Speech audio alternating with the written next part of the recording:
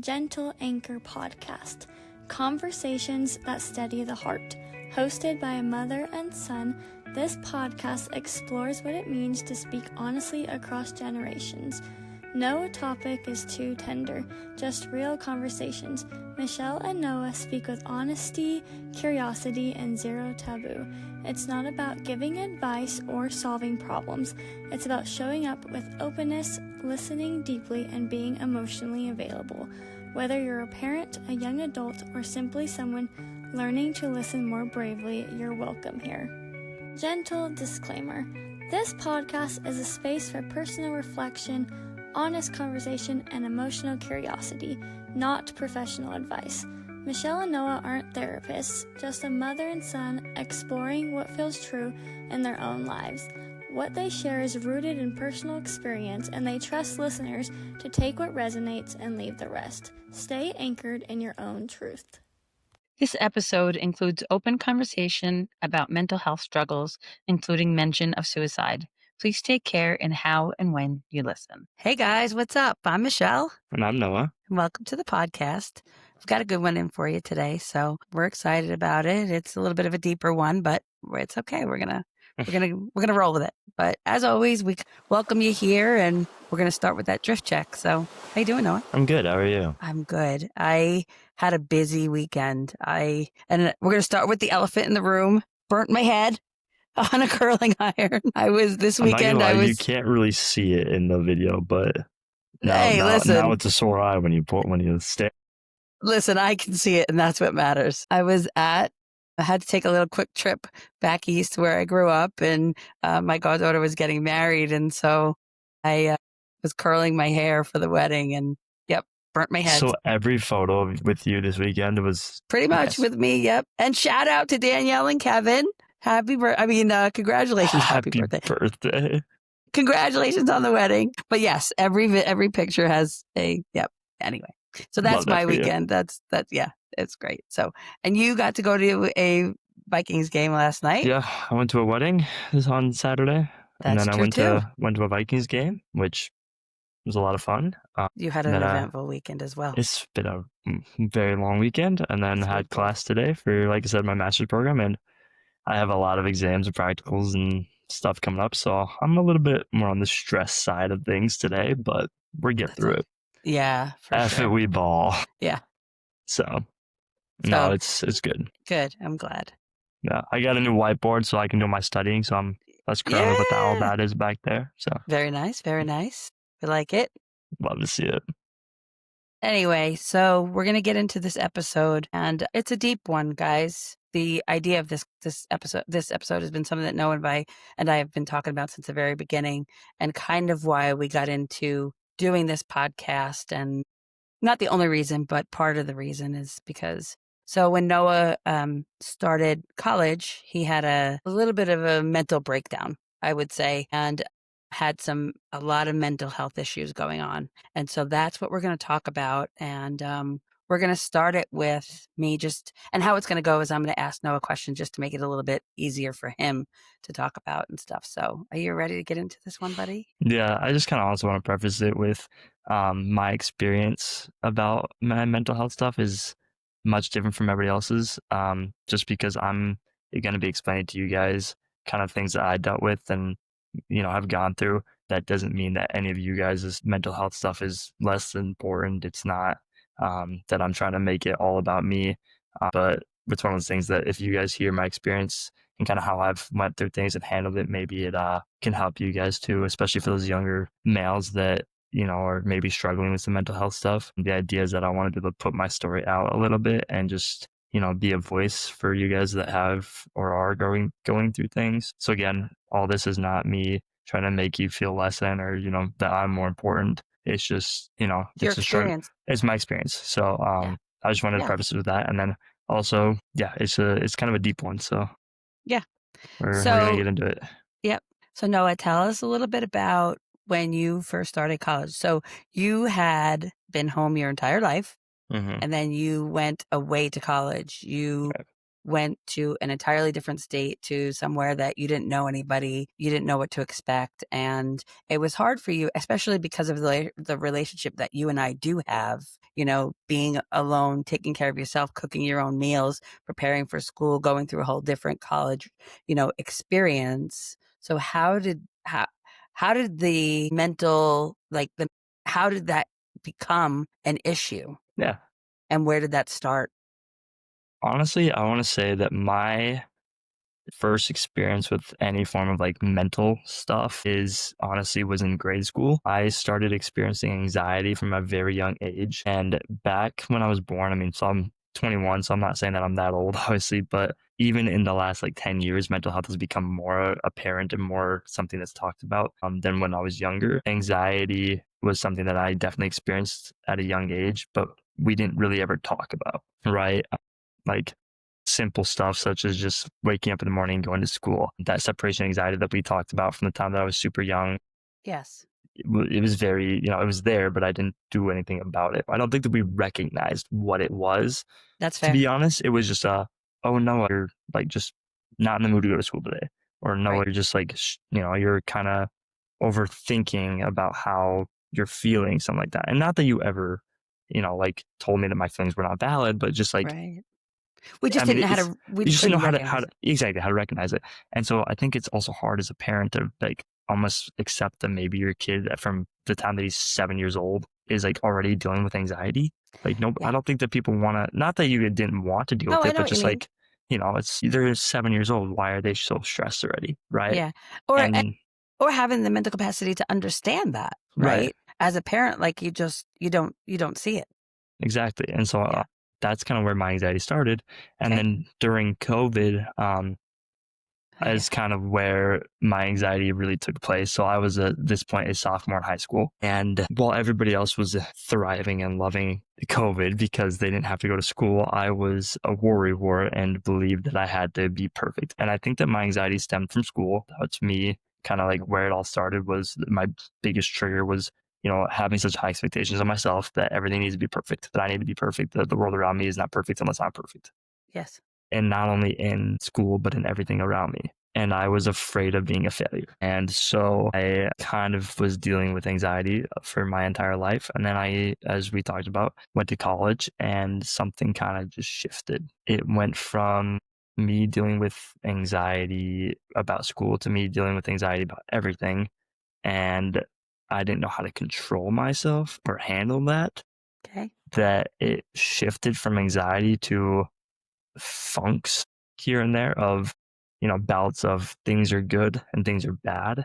And Okay. then my days started getting gloomy pretty quickly, actually. Okay. And I would wake up in the morning and I would just not be feeling it. And I believe that I masked it really well. Okay. Yeah, I would say so, because I feel like, as well as I know you, I didn't know how deep it was. Yeah. And that's the other thing for me is I didn't know how deep it was either. So there were a few experiences my fall semester of freshman year that kind of led to me overthinking about a lot of things that led to the darker version of my anxiety. Okay. So, and when we talk about those darker feelings, those are, you had suicidal tendencies, right? Yeah. So do you, I didn't recognize it at first okay. because I didn't know what that felt like, obviously. Right. But I remember thinking multiple times like the world would be better off without me. Right. And then how did you deal with that? I went home during December Okay. and Let's go back just a little bit. So was that the whole semester? Were you having those feelings the whole no, semester? Okay. no, it was more so like the last half toward like that last like quarter of the first semester when things started getting hard, when I was, college is a place where you really start to figure out who you are as a person. And I was struggling at that point and I didn't know who I was, where I wanted to be, what was going on.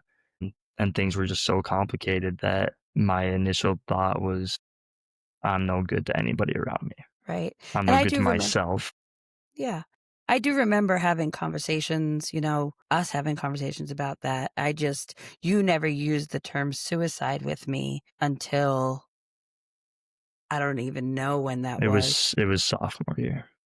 Okay. I Okay. was the summer going back to sophomore year. So before you went into So that year. yeah, before I went into my next year of college. Okay. Because starting between December and August of like my freshman to sophomore year was really like the hard like months. Okay. I do remember you not really wanting to go back In December, no. in December, but I didn't know how deep that was. Right.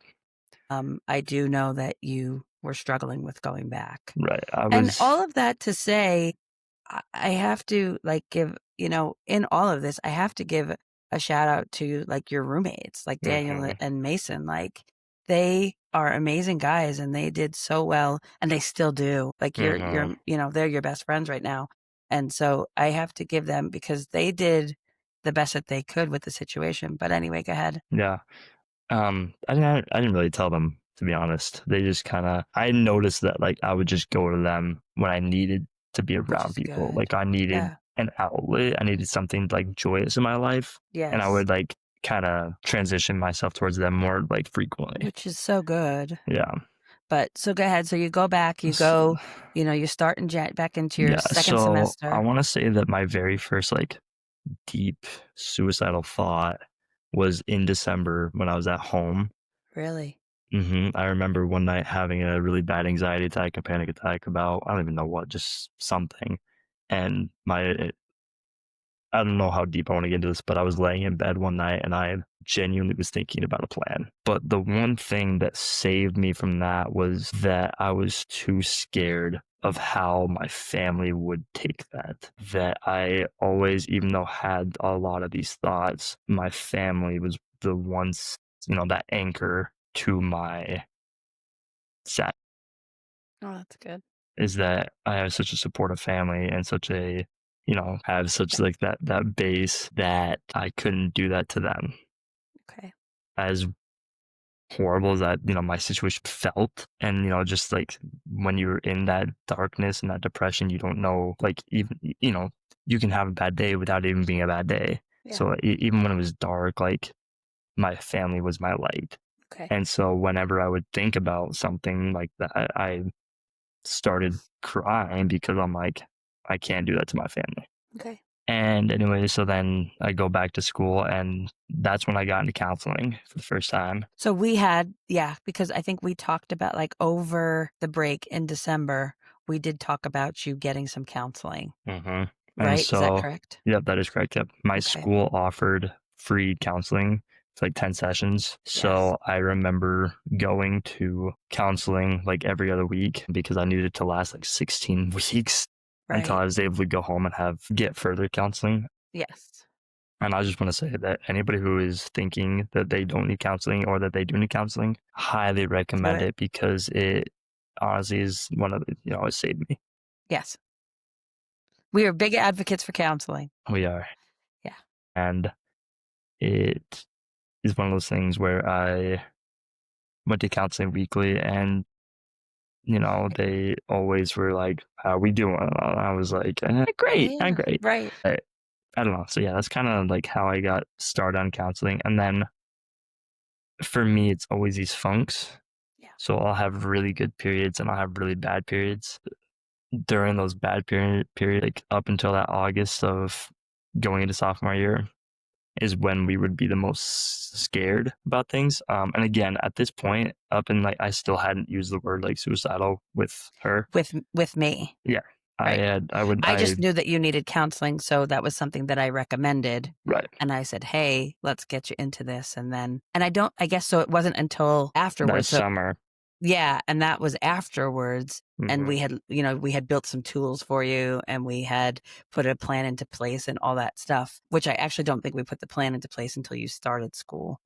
Right. Yeah. It wasn't until I went back to school that next year. Right. That we yep. So so I came home and during the whole time from January to May, you were going to counseling at school, still dealing with this deep, dark depression. And you and I, just to be clear, at this time, we were probably talking more than we ever had talked because I was so worried about you, and as a parent, like it's every parent's worst nightmare. Like it is every parent's worst nightmare of worrying about the mental health of your children and what the possibilities are, right? And so at this point, I was like, I'm sure I probably checked in at least every day, if not every other day. I was Yeah. constantly making sure that you had something good in your life, that we were talking about things, that you had places to go if I wasn't available then. But like, this is the time that you were getting those tools. So you got the tools and you got through that second semester. You came home. We got you right into counseling as soon as you got home with a counselor that your dad and I had used for marital things. He was a really great guy. So we recommended him, and he was happy to take you in. And so, and then how did those go? Those went really well. Again, I advocate for counseling because I wouldn't have been as, mentally sound now as I am without those experiences. Yeah. So when did you get the tools? And what point in your counseling did you get the tools to deal with the anxiety, the overwhelming feelings, the depression? When did you get those tools? Yeah, so I originally started counseling. So at school, what they do is they'll take you in for a screening, and they assign you to a specific counseling type. There might be group counseling, there might be like workshops, there might be all these little things that you can do, individual counseling, whatever it might be. They set me up with a 3-week workshop for dealing with anxiety of school aspect. Okay. So where I learned how to handle my anxiety through school stuff. And so I did that, but I was like, this is not enough. Like, I like this stuff, but I need to talk to somebody about my further, my other problems rather than just anxiety. Like the other thoughts that I'm having, I'm like, I'm not going to tell this person that's telling me how to, see the good in school about the deep, dark things that I'm thinking. And this is not going to happen. So then I went back and said, hey, like, this is great, but I need something else. And so then it was right then and there. They assigned the next week, they assigned me to a individual counselor, and I was able to go in once a week for that. And I basically, I had a whole day a whole hour where they just were like, okay, what's going on? So I told them everything. And they started giving me tools for anxiety, started giving me tools for, depression, and, how to just all these things, all these things that were going on, they gave me those tools for.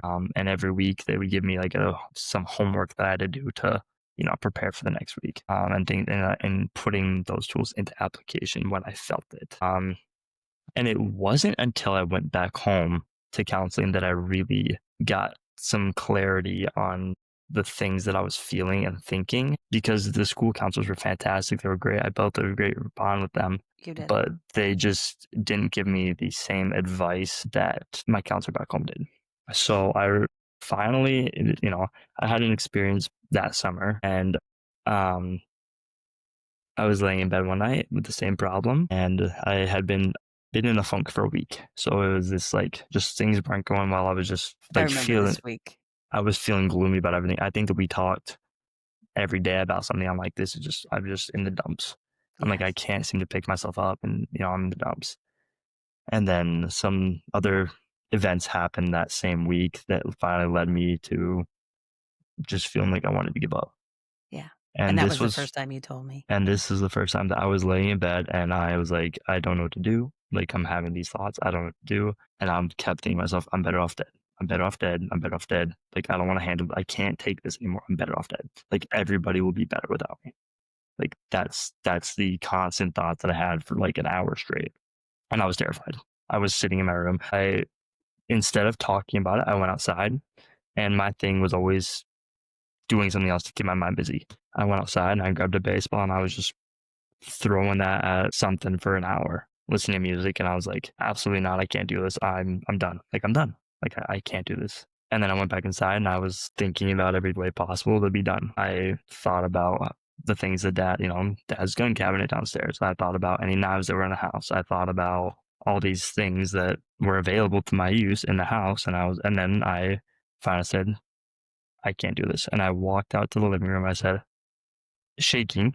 I was shaking. I was standing there and I was just looking at you guys, and you guys were just doing your thing, and I was just staring at you guys.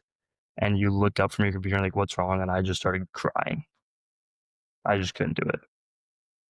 And you at that point then started crying, going like, what's wrong? And I was like, I don't know how to tell you this. And you're like, what? And I was like, I'm having a really bad suicidal thought right now. And I've been thinking about this for the last 2 hours and I don't know what to do. And you and Tabby both in that moment just stopped, because that was the first time that I finally admitted to you guys how bad it gets sometimes, or how bad it had gotten at that point. And I explained to you the situation. I explained to you that this is not the first time I've thought that I felt better off gone. And Tabby, bawling her eyes out, came over and hugged me and said, whatever you do, you can't do that. She's like, we'll figure it out. You can't do that.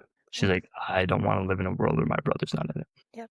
And at this point, I don't think you had said anything yet still. I still don't think that you had collected yourself, because I think that you were processing. But yeah, that's kind of up until that point. What did you say? Yeah, but you're not. I can't hear you. There you go. You muted yourself.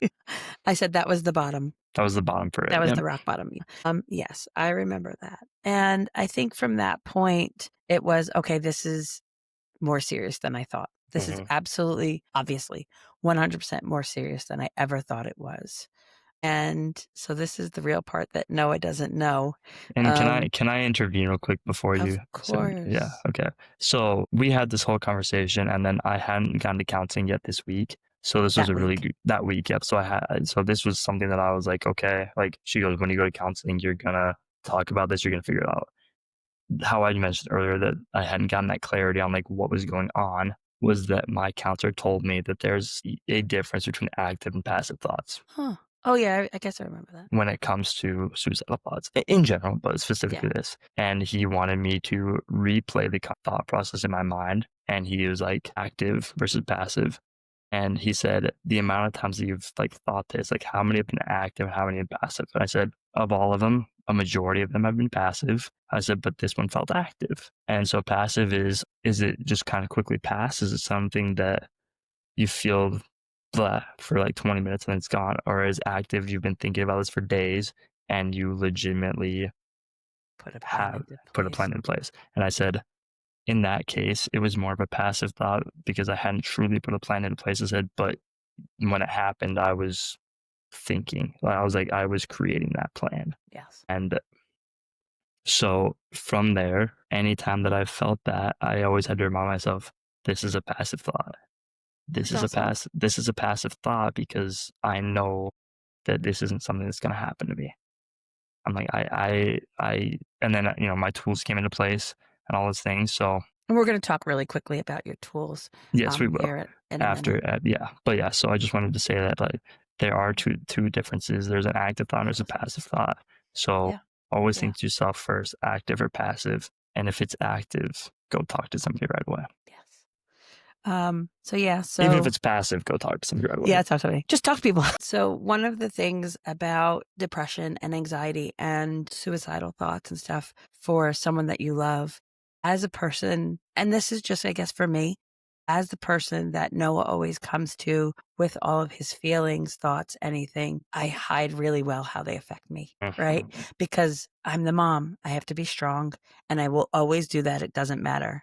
That's not the thing. But what Noah never did see was how it affected me inside, and not to take away from his feelings at all or the severity of the situation. But I think as a parent of a child that is feeling these things and going through these things, it's important to talk about how we're affected, right? Because we are. And as much as I was strong and I was there and I was, I consider myself to be very healthy, very, very, very healthy mentally. And I was, and I am, and I always will be that way. It was the fucking hardest thing I've ever done in my life. And I survived cancer. And so, but going through this with my son was the hardest thing I've ever had to do. It was so fucking hard. It was so hard to every time have those conversations of being like, okay, you've got this. Okay, here's your tools. Let's put these into place. Let's talk about this.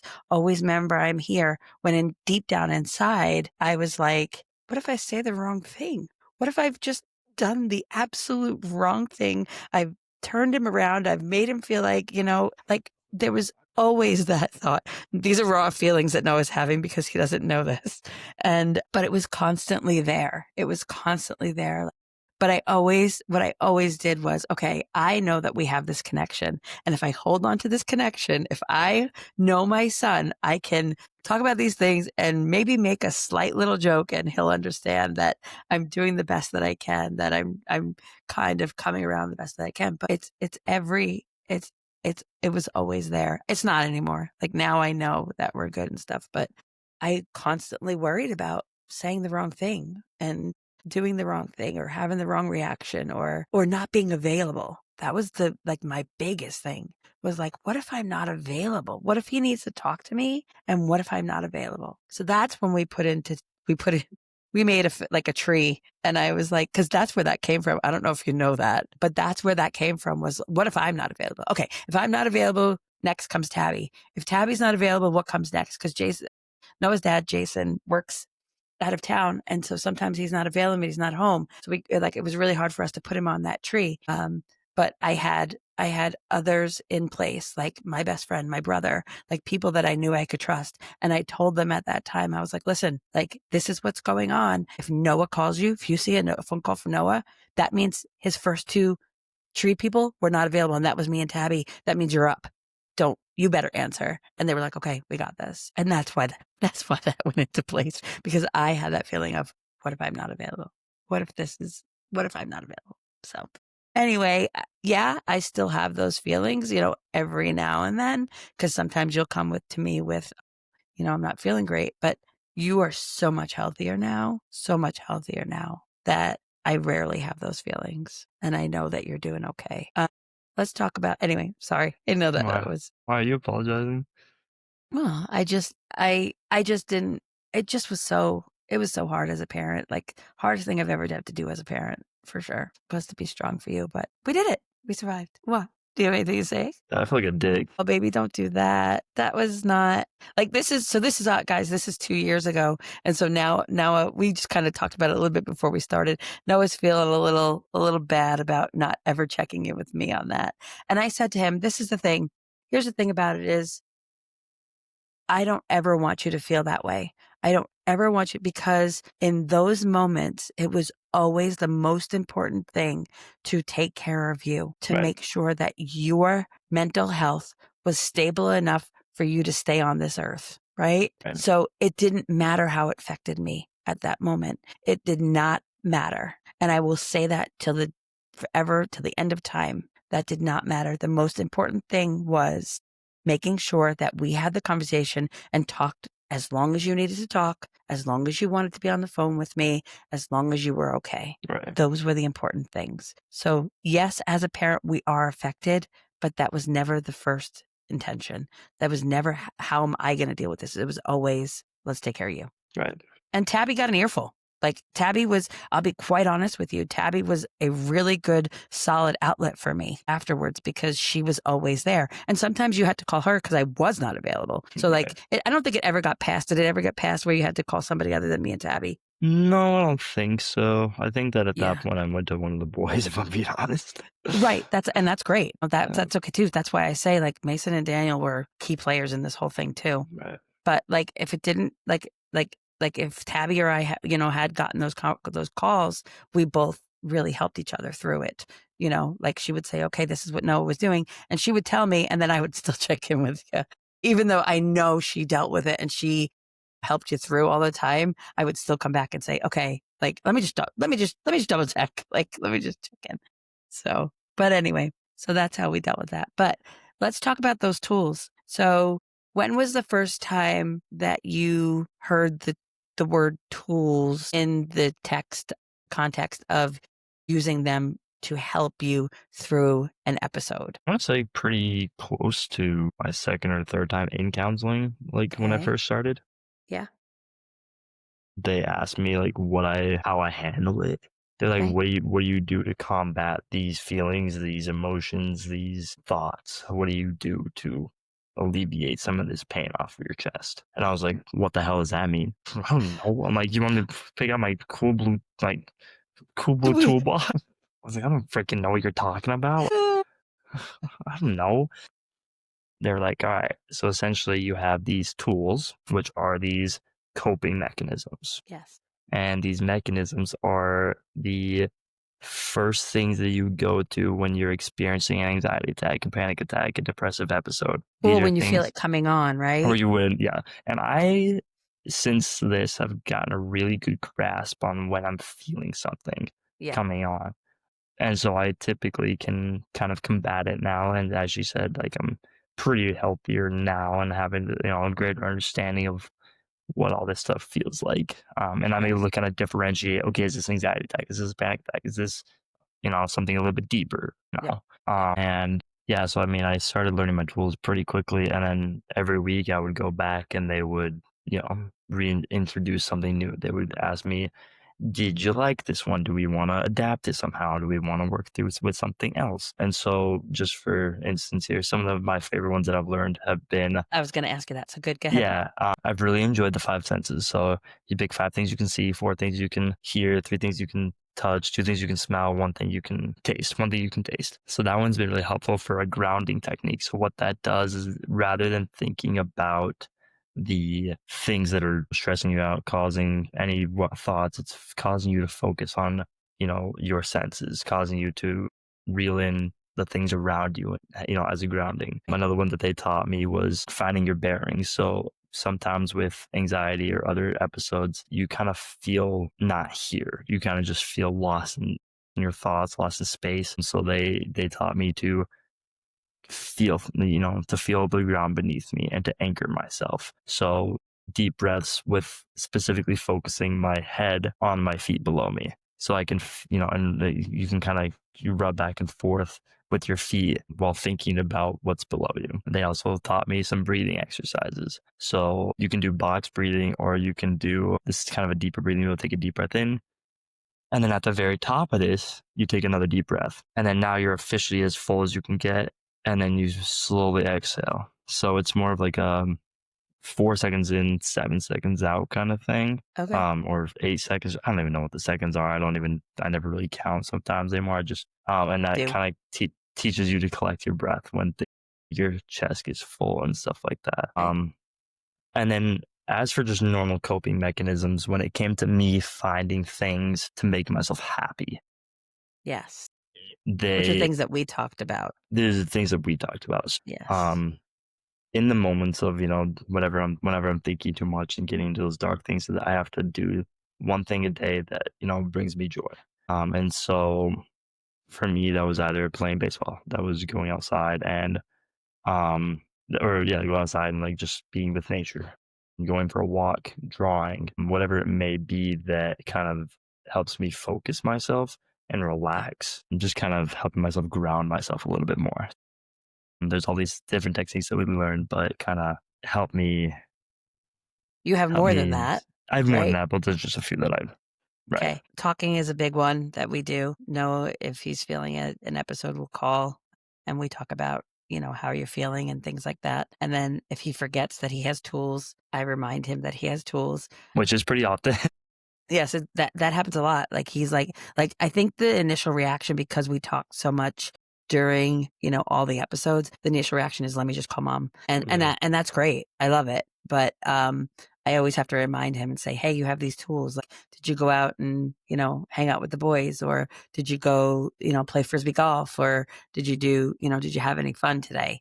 And he'd be like, no, I actually was like stuck in my things. I'm like, okay, well, it's late. So now maybe try some drawing. Because a pretty common thing for me is when I feel this, I, rather than like expressing it, I more so just get stuck. Yep. I kind of just sit in those thoughts. And one of the things that I learned in counseling was that with thoughts, you have to think about it as a stream. So these thoughts, they're going to move down the stream. However, sometimes branches get in the way, right? If you have a leaf going down the stream, which is your thought, and the negative side is this branch that's hanging over the side that doesn't let it get move. Or if you have a stick, a twig moving down the stream and it gets caught in that, right? If you don't let it pass, it's going to get caught and then you're just going to be stuck. Yes. Whereas if you accept it, feel it, acknowledge it, and let it pass, you're going to get through it faster. Yes. And that I'm a very visual person. So that for me is kind of my that worked go-to. I'm like, okay, is this thought now getting stuck, or am I letting it flow? Like, because the thing about it is we can't stop our feelings. Like we can't stop our thoughts. They're No. going to occur no matter what. Yeah. But how do you move through it? Yep. Accept it, feel it, acknowledge it, understand that it's real. It's a real Yes. thought. Yes. But those negative thoughts, they don't have to come to truth. They can go to Yeah. pass, Yes. right? They can be passive and we can let them move forward, move down Yeah. that stream and keep Yeah. moving on with our day. Yeah. So we've kind of just built some tools for Noah to do that. And I guess talking probably is the best one, but I'm a yapper. yeah. But he like I mentioned them like in the very beginning too. I would be like, okay, did you meditate? And so he'd be like, yep, I was laying on the floor, didn't work. Like he would kind of just lay on the floor. Okay, that didn't work. Okay, did you try drawing today? Because Noah's a really great artist and he loves to draw. But he'd be like, yep, that didn't work either. And I'd say, okay, how about there was one more that I don't remember what it was, but anyway, then he'd be like, I'd say, okay, well, let's just talk then. Like, let's just talk through it. And that seemed to work and stuff. I did And journaling for a while. oh yeah, you did. Okay, that was the other one. Yep. Did you journal? Yep, that didn't work. Okay. So, and now, 2 years later, Noah is in a really, no, I wouldn't say great. I would say he's in a really good place mentally. Mentally, he's got a really great support system around him. His girlfriend that we've mentioned a couple of times is absolutely amazing. But I guess that is one thing that probably we should mention is that it was really hard for Noah to talk to her about that. I think we kind of did mention this in the last episode. Did we? Okay. Yeah.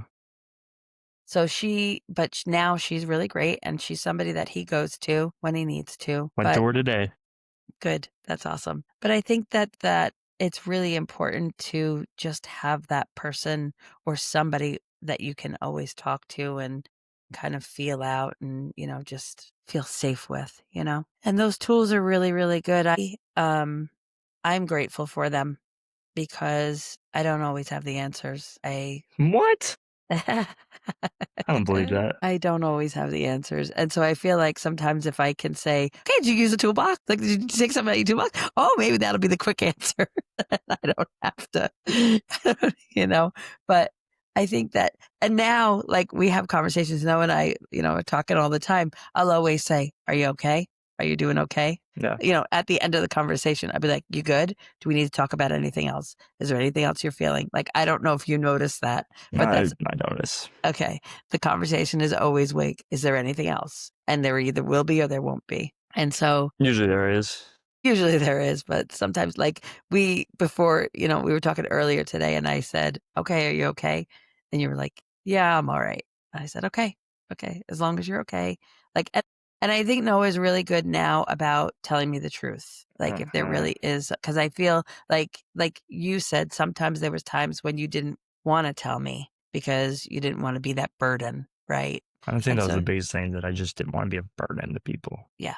Yeah. And now it's like, well, you know what? We don't care. Burden us, please do. Now they have to deal with it. Yeah, exactly. And it's okay. The end of the day is better than the alternative. Yeah. So to end, kind of, be finished with this. And, it's an ongoing thing. It's always going to be an ongoing thing. But how do you feel now? How do you feel as a young man, 21 years old, entering your master's program, going through it, having experienced this for the past 2.5, whatever it is, years? How do you feel now? It was really difficult. It was, when I talk about it, sometimes I think to myself, I'm like, that's such a pathetic reason to think about even having those thoughts. Sometimes I think to myself, I'm like, I'm kind of pathetic for that. Yeah. But then I'm also invalidating things that I felt. I'm not going to lie. There are other people that have had much longer spans of mental health issues and things that are, some that are worse. And I don't want to say worse, just different, right? They're different. Yeah, right. And sometimes it's just, I think to myself, I'm like, how pathetic of me. But then again, validating that now it's more so. And the reason I think that's because I'm so grateful for where I'm at right now. I'm grateful for the things that I've experienced, what I'm doing with my life and getting to experience that. I have a lot of things in my life that I want to accomplish. Yes. I have a lot of things ahead of me that I know I'm going to be good at, that I'm, going to pursue, things that I'm excited for. And if 2 years ago I had, taken my life because I didn't know how to communicate about things or talk about things and, work through those, I would be missing out on the things that I'm doing right now.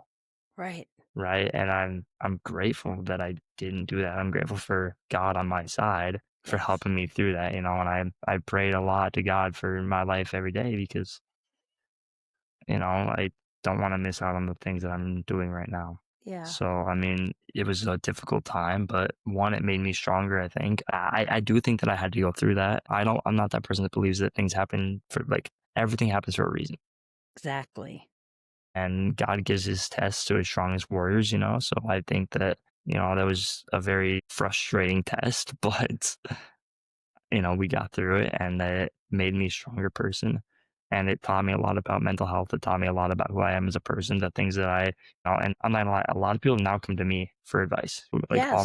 all my roommates now come to me when they need to talk about things because I have gone through hard things and I've gone to the counseling, I've gotten help, like, and I talk a lot about things that I am now somebody that people come to. That's awesome. So it's kind of a great opportunity for me to be able to give back to people because I've had these experiences that now I can help other people. And everybody Yeah. tells me I give great advice and whatnot. So I mean, Hey, but, I think that's really awesome. The opportunity to, help people that might need it, because you had people there for you, Mhm, and so you learned that's important. And so right. I think that's awesome. Thank you so much for sharing your story. I really appreciate it. As a mom, it's really, difficult to hear back, but it is so important. And we are such advocates for healthy minds, for getting counseling if you need it, for, talking to people and, just being present in life, right? Because the world is always a better place if you're here. It always is. I mean, for me, especially, it's a better place if you're here. But in general, it's always a better place if there's more people here. Like, you Mhm. have so much to give. And I think the world would just be devastated if it didn't have, if it didn't have you on it. So, I want to thank you for this one. And, Noah, do you have anything else you want to add before we close out? I just want to say that I'm sorry that you had to go through that with me. First of all, I'm sorry that Don't, I never asked you how you were feeling, that I kind oh, of made that about me in the moment. But how would it I know? was about you. I know, but yeah, I just want to say thank you for being my Thank you. gentle anchor because without you, I wouldn't be who I am. I wouldn't be where I'm at. I wouldn't even know if I'd be here. Well, thank you for being my son, and I'm lucky to have you. And I love you very much. I don't know how to do that, so we'll do one of these. I love you, bud. I love you too. All right. Thank you, everybody. Thanks for listening. So, I'm sweaty. yeah, just want to remind you guys to follow us wherever we are. We're on Spotify and Apple Podcasts, and you can follow us on our Instagram at Gentle Anchor Podcast, and we're on Facebook. And if you feel like commenting or you have any questions for us, we're happy to answer them about this episode, about any other episodes, or if there's something that you want us to talk about, please do. Like, just drop us a comment, and we'll fit it into our schedule. We'd love to, hear from you guys and stuff. So we're grateful. Thank you. Thanks, guys. Bye, bud. Bye. September is Suicide Prevention Awareness Month. It's a time to hold space, speak openly, and remind each other that help is always within reach. Check in with someone, share this episode. Let's keep the conversation going. You matter, your story matters, and you're never too much. For resources, you can check out 988 Suicide and Crisis Lifeline. Call or text 988 anytime. NAMI.org is a mental health support and education website. And lastly, you can check out findsupport.gov, a government directory to help locate mental health providers, support groups, and treatment options.